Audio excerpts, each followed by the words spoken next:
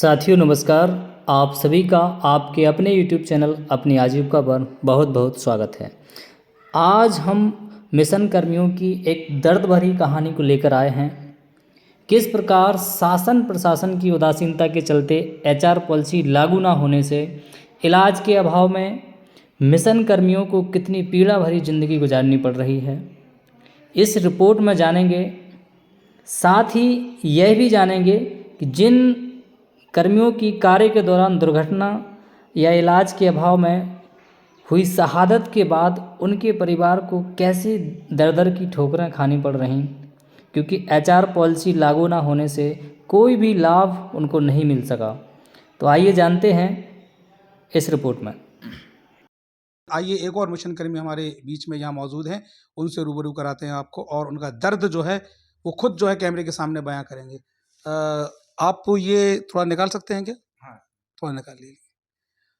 क्या नाम है आपका, कहाँ पोस्टेड हैं आप? मेरा नाम आलोक कुमार वर्मा है। मैं BMM पोस्ट पर हूँ और ब्लॉक बिटौरा, जिला फतेहपुर में हूँ। आलोक भाई, ये क्या मतलब एकदम से बीमार आप होगा, क्या समस्या है आपको? अ, मुझे तो खुद नहीं मालूम कि एकदम से क्यों बीमार हो गया। मैं लगातार अपने इको गार्डन धरने पर गया था। वहाँ पर अपनी मांगों को लेकर के सब हमारे मिशन कर्मी हैं। वहाँ से आया और 2-3 दिन बाद जो है आराम से मैं सोया, मतलब रात में सुबह ही जो है मुझे ब्लीडिंग होने लगी। मुझे ये नहीं पता चला कि कितनी क्यों हो रही है। इतनी ब्लीडिंग हो रही थी कि मेरे यहाँ से सांस रुक जा रही थी, गले में बहुत सारा ब्लीडिंग हो रही जी थी। जी। मैं तत्काल जो है अपने मेरी वाइफ़ थी, मेरे 3 बच्चे हैं, और मैं रातों रात जो है हॉस्टल में हॉस्पिटलाइज़ हुआ। और उसके बाद जो है मैंने अपने मित्रों को फ़ोन किया, जिससे कि उन्होंने मुझे रात में 12:30 बजे जी भर्ती कराया प्रिय हॉस्पिटल में। इसके पहले मैं मुरारी चेस्ट हॉस्पिटल गया था, उन्होंने भर्ती का आश्वासन दिया था। वहाँ पर मेरा ब्लीडिंग नहीं रुक पाई, वो अगले दिन उसी रात में मुझे प्रिय हॉस्पिटल में भर्ती होना पड़ा। और उसके बाद भी ब्लीडिंग नहीं रुकी। कोई डॉक्टर ये नहीं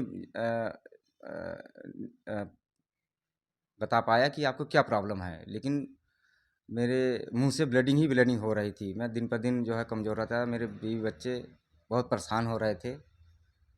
और उसके बाद मुझे रीजेंसी हॉस्पिटल में भर्ती कराया गया, जिसमें कि मैंने इधर उधर से मेरे मित्रों ने पैसे दिया, मेरे सहकर्मियों ने मेरी मदद किया। किसी ने 500 रुपये दिया, किसी ने 1000 रुपये दिया, किसी ने 200 रुपये दिया। इस तरीके से मेरा इलाज हुआ और अभी मेरा इलाज चल रहा है। मतलब चंदा करके, यानी कि चंदा करके देखा जाए तो चंदा करके आपके इलाज की व्यवस्था हुई। व्यवस्था। मैं आपसे ये जानना चाहूँगा, देखिए मेरे पास आज से 4 दिन पहले आपके जो प्रदेश अध्यक्ष हैं योगेश मोगा जी, उनका मेरे पास कॉल आया कि हमारे एक साथी बहुत पीड़ित है, और आप नवोदय प्लस टाइम्स में उनकी भी स्टोरी जो है लगाई है। तो मैं आज यहाँ पर मौजूद। कब आप डिस्चार्ज हुए, कितने दिन आप वहाँ हॉस्पिटल में रहे? मैं पिछले 10 जनवरी से लेकर के और अभी अभी मैं परसों ही डिस्चार्ज होके आया हूँ। और कल मैं नाक कान गले वाले डॉक्टर के पास गया था। मैं कल ही दवा लेके आया हूँ, और उन्होंने कहा है कि आपको ज़्यादा टहलना नहीं है, ज़्यादा घूमना नहीं है, आपको बेड रेस्ट की आवश्यकता है। आप मतलब जो धुआं है, जो आपका मतलब प्रदूषण के द्वारा ऐसा हो रहा है, उन्होंने मुझसे कहा है कि आपको बाइक ज़्यादा नहीं चलानी है। लेकिन आपकी तो फील्ड की नौकरी है, लगातार आपको जो है फील्ड में जाना पड़ता है, बाइक से जाना पड़ता है। और कितने गांव आप देखते हैं वहाँ अपने? आप कहाँ पोस्टेड हैं? आप फतेहपुर बता रहे थे। फतेहपुर जिला बिटौरा ब्लॉक में हूँ। अच्छा अच्छा। और बिटौरा ब्लॉक के 81 ग्राम पंचायतें हैं। जी। 81 ग्राम पंचायतों में 81 ग्राम पंचायतें देखता हूँ मैं। मतलब 81 ग्राम पंचायतें एक अकेला ब्लॉक मिशन प्रबंधक देखता है? नहीं, हमारे यहाँ 4 मिशन जी। ब्लॉक मिशन मैनेजर हैं। सभी को ही 81 ग्राम पंचायतों में देखना है। अपना अपना क्लस्टर बटा हुआ है। आपके कितनी ग्राम पंचायत आपका आवंटित है? मेरी 25 ग्राम पंचायतें हैं। फिर भी 25 ग्राम पंचायतें, तो एक जो है ग्राम विकास में जो सेक्रेटरी भी होते हैं, मैं आपको बता दूं, उनके पास भी इतना लोड नहीं रहता है। एक सेक्रेटरी के पास, ग्राम विकास के जो सेक्रेटरी होते हैं, सचिव होते हैं, ग्राम विकास अधिकारी, 3 से 4 ग्राम पंचायत, ज़्यादा 5 से 6 ग्राम पंचायत, इससे ज़्यादा लोड नहीं होता। अब आप यही देख लीजिएगा कि एक जो है ब्लॉक मिशन प्रबंधक को 25-25 ग्राम पंचायतों में काम करना पड़ रहा है, और कई जिम्मेदारियां एक साथ निभानी पड़ रही हैं। कहीं ना कहीं क्या आपको नहीं लगता है कि वर्क कुछ ज़्यादा आपसे लिया जा रहा है? बहुत ज़्यादा वर्क होता है, क्योंकि सर देखिए मैं MIS का थीम का हूँ और मेरे पास SMCB का भी चार्ज है। प्लस उसके बाद जितनी फीडिंग है, जितने समूह बनते हैं, ग्राम संगठन बनते हैं, उसको MIS करना होता है। उसके बाद उसको फंड भी देना पड़ता है। तो खाते भी खुलवाना है समूह के। समूह कितने बने, ग्राम संगठन कितने बने, डायरेक्टली SMCB से ही सर पूछा जाता है। और वो तो बनेंगे बनेंगे, खाते भी खुलवाएंगे। उसके बाद टीम जहाँ ICRP जाती है उसको भी देखना है। उसके बाद ग्राम चौपाल होती है वो भी देखना है। और उसके बाद BDO साहब का जो कार्य है, ब्लॉक प्रमुख का जो कार्य है, वो भी हम लोगों को, महिलाओं को इकट्ठा करना है। आप ये देखिए गांव में जब जाइए, किसी भी एक महिला को तैयार करने में कितना वक्त लगता है कि आपको समूह में जुड़ना है, आपको ये लाभ मिले जाएंगे। जी जी। और मैं देखता हूँ गांव में कि उनको गरीबी से उबारने के लिए काम हम कर रहे हैं, जी जी। ताकि उनकी गरीबी दूर हो और उनको हम मुख्य धारा में लाएं। परंतु हम बस भागते ही रहते हैं। सुबह उठो, रात में 10 बजे मैसेज आ जाएगा, व्हाट्सएप आ जाएगा, हमको नींद नहीं आती है। अच्छा मैनेजर साहब, मुझे ये बताइए, अभी लगभग कितना पैसा आपका खर्च हो गया है और अब कोई मेडिकल इंश्योरेंस वगैरह की कोई सुविधा आपको मिली या नहीं मिली? कोई मेडिकल इंश्योरेंस हमको नहीं मिला है। मेरा पिछली बार एक्सीडेंट हो गया था, पैर मेरा फ्रैक्चर हो गया था। अच्छा, इसी इसी जॉब के दौरान? जॉब के दौरान पिछले साल है। जी। तो मैं फील्ड से आ रहा था और अचानक एक साइकिल वाला आ गया, बहुत धीरे चला रहा था, मेरा फ्रैक्चर हो गया। 2 महीना लेटा रहा, उसकी भी प्रतिपूर्ति मेरे से हमको नहीं मिला है। मेरा पिछली बार एक्सीडेंट हो गया था, पैर मेरा फ्रैक्चर हो गया था। अच्छा, इसी इसी जॉब के दौरान? जॉब के दौरान पिछले साल है। जी। तो मैं फील्ड से आ रहा था और अचानक एक साइकिल वाला आ गया, बहुत धीरे चला रहा था, मेरा फ्रैक्चर हो गया। 2 महीना लेटा रहा, उसकी भी प्रतिपूर्ति मेरे साथ नौकरी करने वाले जो सीनियर हैं, DMM हैं, BMM हैं, सब लोगों ने मिल कर के मेरा वो इलाज करवाया। DC साहब हमारे बहुत अच्छे हैं, चूँकि वो हमारा बहुत ख्याल रखते हैं। तो उन्होंने इलाज करवाया और उन्होंने काफ़ी हुआ, लेकिन प्रतिपूर्ति नहीं अभी हुई। कितना पैसा खर्च हो गया आपका? मेरा 1.5 लाख से ऊपर खर्च हो गया। 1.5 लाख की व्यवस्था कहाँ से की आपने? मैंने सब इधर-उधर से माँग लिया है। कर्ज में भी हो गए होंगे आप? मेरे जेवर रखे थे, पत्नी के जेवर रखे थे, वो मैंने गिरवी रख दिया और वो 30-40 हज़ार वहाँ से मिले। फिर मेरे पास मेरा कमरे किराया ही 20,000 हो गया है, मैं इसी कारण नहीं दे पा रहा हूँ। 4,000 मेरा कमरे किराया है, 5-6 हज़ार मेरे बाइक का चला जाता है महीना। मेरे 3 बच्चे हैं। आप साफ देख सकते हैं, आप देखिए, आप इनका दर्द समझिएगा और मिशन मुख्यालय को के आला अधिकारियों को अब जाग जाना चाहिए। उनको इनकी स्थितियों से अवगत होने की बहुत ज़्यादा ज़रूरत है। समझ लीजिएगा, परिवार बिखर रहे हैं, लोग बाग पीड़ित हो रहे हैं, इलाज करवाने के लिए अपनी जो है पत्नियों के जेवर गिरवी रख रहे हैं लोग बाग। ये स्थिति है। अब तो शर्म आ जाना चाहिए मिशन मुख्यालय को। ये स्थितियां हैं, आखिर इनकी जो दर्द भरी आवाज़ है वो कब जो है मिशन मुख्यालय तक पहुंचेगी और कब इनकी जो है स्थितियों से ये अवगत होंगे और इनको जो है इनकी जो HR पॉलिसी है वो इनको मिलेगी, मेडिकल इंश्योरेंस की व्यवस्था इनको मिलेगी। आपने कब ज्वाइन किया था? मैं सन 2018 24 दिसंबर में ज्वाइन किया था मैं। जी 22,500 पे ज्वाइन किया था जी। और कहा गया ये सब HR पॉलिसी मिलेगी।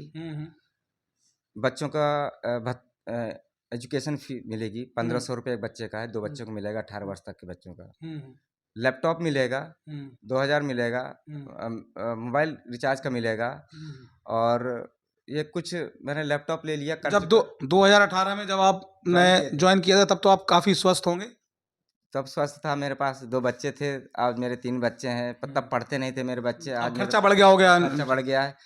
आटा तब 15-20 रुपये किलो था, आज 34-38 रुपये किलो है। साफ तौर पर आप बिल्कुल, मैं समझ सकता हूँ आपकी पोजीशन को। कई स्टोरियाँ जो है लगातार नवोदय प्लस टाइम्स की आप देख सकते हैं और इनका जो दर्द जो है इनके बयां हो रहा है। इनके जो है परिवार जो है बिखरने की कगार पर है। 3 बच्चे हैं, इनकी स्कूल की फीस नहीं जा पा रही है।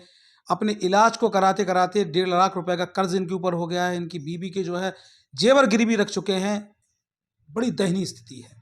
सोचने वाली बात यह है कि आखिर मिशन मुख्यालय और मिशन मुख्यालय के आला अधिकारी एचआर पॉलिसी क्यों लागू नहीं कर रहे हैं? अन्य राज्यों में ये एचआर पॉलिसी जो है लागू हो चुकी है, लेकिन वही एचआर पॉलिसी उत्तर प्रदेश में लागू करने में इतनी विडंबना क्यों?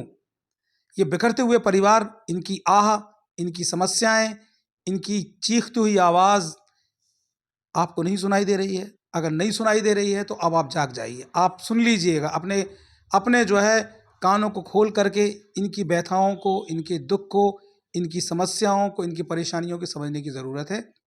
नवोदय प्लस टाइम्स ऐसे ही आपको और भी मिशन कर्मियों सर, मैं की, और कुछ कहना चाहता हूँ। जी बिल्कुल, मिशन कर्मियों की आवाज़ से आपको रूबरू कराता रहेगा। जी बताइए।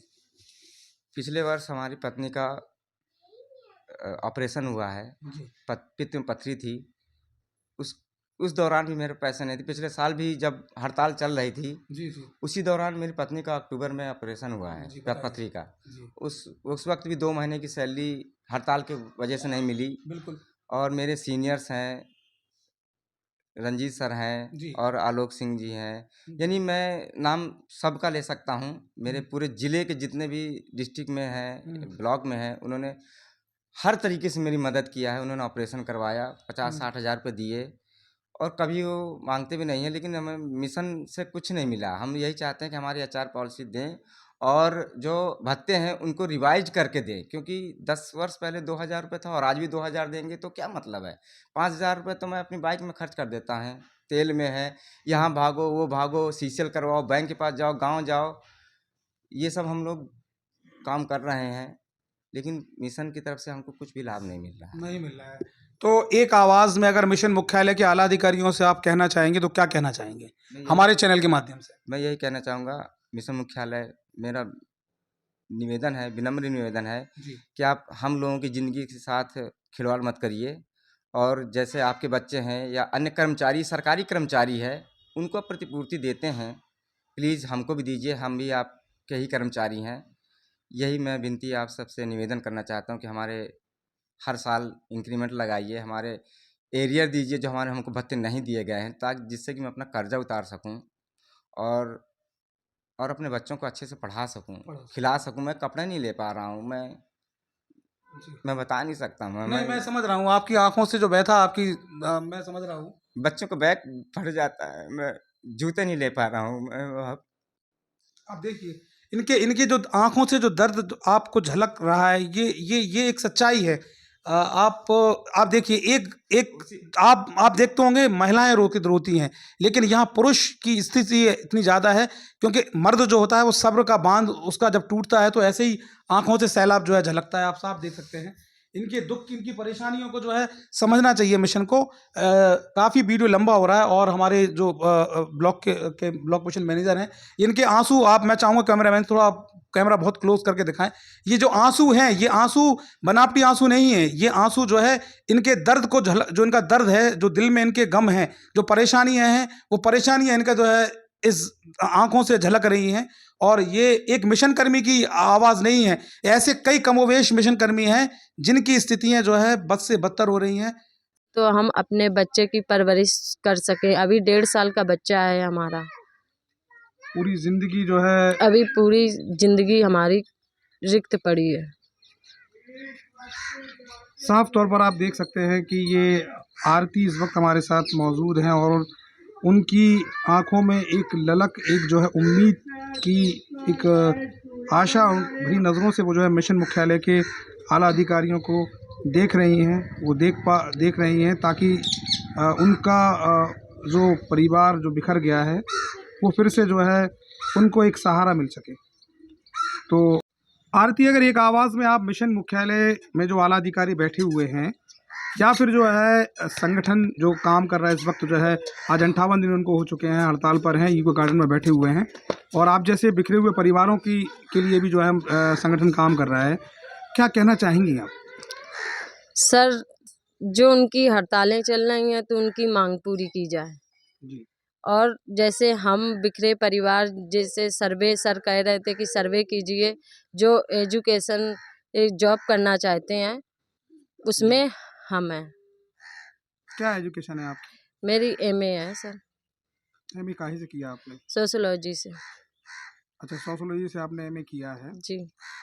अच्छा, उस वक्त जो है मुझे याद है जब मैंने पहली बार आपका इंटरव्यू किया था नवोदय प्लस टाइम्स की तरफ से, तब जो है आपने एक बात कही थी कि जब बीसी हुआ करती थी संगठन की, जब पहले आंदोलनरत थे जी 1.5 साल पहले, तो आप जुड़ती थी। जी सर। बीसी जब देखते थे सर, हमारी संगठन से बहुत उम्मीदें थी। 1.5 साल से क्या सर सोच रहे हैं, यही हम। इन 1.5 सालों में आपका बेटा भी जो है करीब 1-1.5 साल का हो गया है, जी सर। और उस वक्त जो है हालात ये थे कि ऐसा लग रहा था कि शायद हमें बहुत जल्द कुछ मिल जाएगा, जी सर। लेकिन नहीं मिल पाया। जी, कुछ भी नहीं मिला। एक आवाज़ में अगर आप मिशन के आला अधिकारियों से आप कहना चाहेंगी, जैसे अभी आपने बताया, कहाँ-कहाँ गई आप जो है अपनी समस्या को सर लेकर? हम लखनऊ गए, जी। लखनऊ से फिर सर जिला में गए, डीएम मैम के पास गए, सीडीओ मैम के पास गए, फिर अपने ब्लॉक में गए जहाँ हमारे पति जॉब करते थे, वहाँ से एक्सपायर हुए थे ड्यूटी के दौरान, वहाँ बीडीओ साहब के पास गए। सब लोगों ने यही कहा, कुछ उम्मीदें हमें दिख रही थी संगठन से कि जॉब मिलेगी। सर इस जॉब के दौरान हम सब जगह गए, अब सर से कहना है कि हमको जॉब दिलाएं। जॉब मलाशा के जो ब्लॉक है उसका एक गाँव है शेरपुर, वहाँ हम मौजूद हैं, और हम एक ऐसे दुखी परिवार के साथ आपको रूबरू कराने के लिए यहाँ पर इस वक्त मौजूद हैं। आरती यादव जी। आरती यादव धर्मेंद्र यादव की पत्नी है, ब्लॉक मिशन प्रबंधक जो थे, और 2022 में उन्होंने एक्सीडेंट में कार के दौरान अपनी जान गंवाई थी। आइए उनसे बात करते हैं कि वो क्या कहना चाहेंगी इस दुख की घड़ी में, जो है पिछले 1.5 साल हो चुके हैं, और इन 1.5 सालों में कोई प्रतिपूर्ति उनको नहीं मिली, उनके परिवार की क्या स्थिति है। सीधे तौर पर हम आरती यादव से बात करते हैं। आरती यादव, क्या कहना चाहेंगी आप? सर हम ये कहना चाहते हैं कि हमारे बच्चे की परवरिश के लिए और हमारे लिए कुछ आप योगदान करें। हमें जॉब चाहिए और बच्चे के परवरिश के लिए कोई लाभ दिलाएं। क्या क्वालिफिकेशन है आपकी? एमए है सर, एमए कहीं से किया आपने? सोशलॉजी से। अच्छा, समाज शास्त्र से आपने एमए हाँ, किया है। समाजशास्त्र से। तो इस दौरान अभी आपकी शादी जो है कहाँ हुई थी? दमोदरपुर गांव में। तो कानपुर नगर में ही पड़ता होगा। हाँ, कानपुर नगर। और ये मलासा ब्लॉक में आपका जो है मायका है। हाँ, मलासा ब्लॉक। धर्मेंद्र भाई कहाँ पोस्टेड थे? अमरौधा ब्लॉक में, अमरावती ब्लॉक में थे। कानपुर देहात। तो उस वक्त जब धर्मेंद्र भाई एक्सपायर हुए, तो आपने संगठन से जो पहले प्रदेश अध्यक्ष थे, उनसे भी आपने अपील की थी, मिशन से भी आपने अपील की थी, अभी तक क्या कुछ हुआ है? कुछ भी नहीं हुआ है सर, हमारे साथ कुछ भी नहीं हुआ है। और कई मांगे सर लोग कह गए थे कि हम आपको जॉब दिलाएंगे, कुछ लाभ भी दिलाएंगे, आपका बच्चा है आगे चल के कुछ परवरिश के लिए फायदे मिलेंगे, कुछ भी नहीं मिला सर। अभी कितने वर्ष का बच्चा है? थोड़ा बच्चा कहाँ है आपका? बच्चा सर इधर ही है पास में, 1.5 साल थोड़ा का हो इसको गया। मैं चाहूँगा कैमरे पे उसको दिखाइए।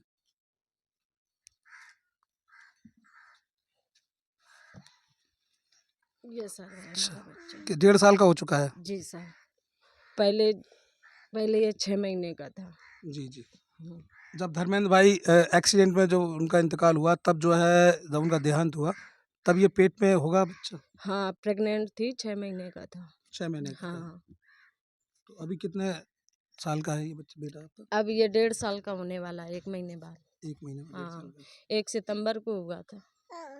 सीधे तौर पे अगर मैं आपसे बात करना चाहूँ, आप मिशन के जो आला अधिकारी हैं इस वक्त, पिछली बार भी आंदोलन चला था, तब शायद उस वक्त जब आपका इंटरव्यू नवोदय प्लस टाइम्स ने लिया था, उस वक्त तो हालात बहुत ही ज़्यादा नाजुक थे, क्योंकि जी सर। वो दुख जो है उसकी प्रतिपूर्ति या उसका जो है जो आपने गंवाया है, वो हम तो कभी ज़िंदगी में ना आपके माँ-बाप, ना आपके ससुराल वाले, ना कोई भी साथी उसको भरपाई कर पाएगा। कोई नहीं। तो आप उस वक्त के हालात, आप जब बीसी में जुड़ती थी, और जो है एक आपको एक वो थी उम्मीद थी कि शायद इस बार हम लोगों को कुछ मिल जाए, और इस दौरान जो है बीसी के दौरान ही जो है उनका जो है जब आंदोलनरत थे सब लोग, तब वो एक्सपायर हुए थे धर्मेंद्र जी। जी सर।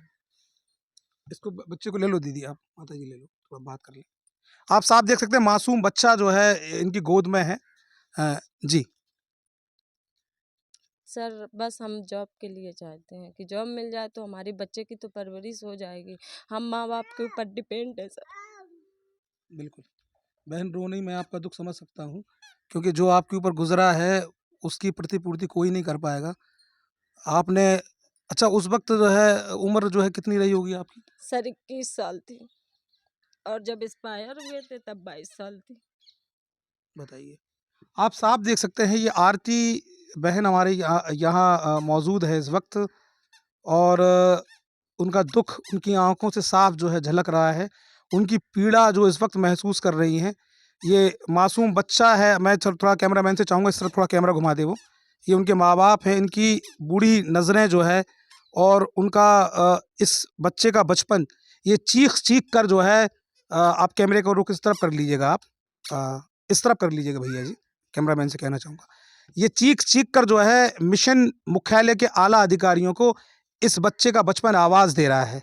इस दुखियारी बहन की आँखों से जो टपाटप आँसू बह रहे हैं, ये आवाज़ दे रहा है मिशन मुख्यालय को कि मिशन मुख्यालय को इस वक्त जो है पिछले 1.5 साल पहले जो आंदोलन चलाया गया था, तब वो इनके पति जो है धर्मेंद्र जी जो है एक्सपायर हुए थे, जो ब्लॉक मिशन प्रबंधक थे अमरोहा ब्लॉक में, कानपुर देहात में। आज फिर जो है उनकी ये स्थिति बन गई है कि आप उनकी आँखों से झलकता हुआ जो आँसुओं का सागर है वो साफ आप देख सकते हैं। और उनकी उम्मीदें इस वक्त जो है अड़ी हुई हैं जो है मिशन मुख्यालय के आला अधिकारियों पर, कि सरकार के जो हमारे डिप्टी सीएम साहब ने भी आश्वासन दिया है कि आपकी लगभग सारी मांगों को हम पूरा करेंगे। उसके बावजूद भी जो है स्थितियाँ अभी जस की तस हैं। इको गार्डन में आज जो है 57 दिन जो है गुजर चुके हैं, लेकिन अभी तक सिर्फ कोरा आश्वासन उनको प्राप्त हुआ है। दीदी एक आवाज़ में आप अगर आप जो है अपनी मिशन के जो आला अधिकारी हैं, या जो है डिप्टी सीएम साहब से भी 3 मुलाकातें हुई हैं, और जेएमडी साहब भी 21 जनवरी को इको गार्डन में आकर उन्होंने अपनी बात रखी। उन्होंने कहा कि अगर ऐसे परिवार हैं तो आने वाली जीबी में जो गवर्नमेंट बॉडी की जो बैठक होगी उसमें हम इस बात को रखेंगे। क्या कहना चाहेंगी आप एक आवाज़ में? सर हम यही कहना चाहते हैं कि अगर वो जॉब देने के लिए तैयार हैं तो हम करने के लिए तैयार हैं। और हमारे जो मिशन कर्मी इस वक्त जो है फिर से आंदोलनरत हैं। हम लोगों ने दिल्ली जंतर मंतर पर भी जाकर जो है मैं उस वक्त खुद वहाँ मौजूद था, अपनी टीम की तरफ से नवोदय प्लस टाइम्स की तरफ से मैं गया था, और मैंने वहाँ खुद मैंने कवरेज किया है। वहाँ धर्मेंद्र भाई की फ़ोटो उसमें लगी हुई थी, जो है श्रद्धांजलि दी गई थी उन शहीदों को, जिन्होंने अपनी लड़ते-लड़ते अपनी कुर्बानियाँ जो है इस मिशन को दे के गए हैं। जो मिशन कर्मी इस वक्त जो है हड़ताल पर हैं, उनसे क्या कहना चाहेंगी आप? उनकी मांगें पूरी की जाएं सर, जिस कारण उनका हड़ताल चल रहा है तो उनकी मांगें पूरी की जाएं। और मिशन मुख्यालय के आला अधिकारियों से? सर हम लोगों की समस्या समझें। देखिए आरती अभी ज़्यादा कुछ कहने के लिए उनके पास, जैसा आपने देखा कि आरती अभी कुछ कहने की स्थिति में नहीं है। लगातार आरती के ऊपर जो इन 1.5 सालों में गुजरा है वो तो सिर्फ आरती ही जान सकती है। और इस वक्त जो है आरती के माता पिता हमारे साथ मौजूद हैं। अभी मेरी उनसे बात हो रही थी तो उन्होंने बताया कि 4 मेरी बेटियां हैं और मैंने पढ़ाई में उनकी परवरिश में कोई कमी नहीं रखी है। आइए जानते हैं उनके दिल पर इस वक्त क्या गुजर रही है। अंकल जी क्या कहना चाहेंगे आप? हम कहना ये चाहते हैं कि हमारी बेटी का बिखरा हुआ जो परिवार है, उस परिवार के लिए और एक छोटा सा 1.5 साल का लगभग नाती है, उनके परवरिश के लिए आला अफसरों से मेरा ये अनुरोध है कि उनके जीविका उपार्जन के लिए कुछ आप आला अफसरों के माध्यम से उनको सहयोग मिले, सहायता मिले। हम यही आप सबसे अनुरोध कर रहे हैं। बच्चा छोटा है, गोदी में ले लीजिएगा आप, छत खुली हुई है, आप उसको गोदी में ले लीजिएगा। आप साफ देख सकते हैं कि जो है बगल में एक बूढ़ी माँ इनकी जो है खड़ी हुई है, और इनका जो एज का फैक्टर है, आखिर ये कब तक इनका परिवार जो है, 4 बेटियां हैं इनकी, उन्होंने जो है बड़ी उम्मीद के साथ आरती का रिश्ता किया था कि ब्लॉक मिशन प्रबंधक है लड़का, जो है ग्राम विकास विभाग की नौकरी कर रहा है और आने वाला वक्त बड़ा अच्छा गुजरेगा। लेकिन इस बिखरते हुए परिवार चीख चीख कर जो है मिशन के आला अधिकारियों से ये गुहार लगा रहा है। ये गुहार लगा रहा है ये परिवार कि आखिर जब जो है पिछले 1.5 साल पहले आंदोलन चला था, तब भी हसरतें थी, तब भी उम्मीदें थी, लेकिन वो उम्मीद जो है अब टूट चुकी है, हताश हो चुकी है वो उम्मीद। इसलिए हताश हो चुकी है क्योंकि आरती ने अपना जो है पति को खो दिया है। पूरी ज़िंदगी इसकी भरपाई ना मिशन के आला अधिकारी कर पाएंगे, ना जो है संगठन कर पाएगा, लेकिन फिर भी बड़ी हसरत भरी नज़रों से जो है नवोदय प्लस टाइम्स की टीम भी इस जो है आला अधिकारियों से ये कहना चाह रही है कि मिशन मुख्यालय के जो आला अधिकारी हैं, मिशन निदेशक हैं या जो भी नुमाइंदे वहाँ बैठे हुए हैं, वो इनके दर्द को समझें, इनकी पीड़ा को समझें और इनके ऊपर जो गुजर रही है, जैसा कि 21 जनवरी को जेएमडी आए वहाँ पर इको गार्डन में, उन्होंने कहा कि आप सर्वे करिए। तो जीता जागता एक सबूत जो है नवोदय प्लस टाइम्स दिखा रहा है इस परिवार की, सर्वे करके दिखा रहा है आपको कि आरती जो है एमए से उसने समाजशास्त्र किया है, वो फुलफिल इस जॉब के लिए पूरी तरीके से एज के फैक्टर से और एजुकेशन के फैक्टर से एकदम फिट बैठ रही है। तो कृपया नवोदय प्लस टाइम्स की आवाज़ आपके कानों तक अगर पहुंच रही हो तो आप इनकी सुध लीजिए।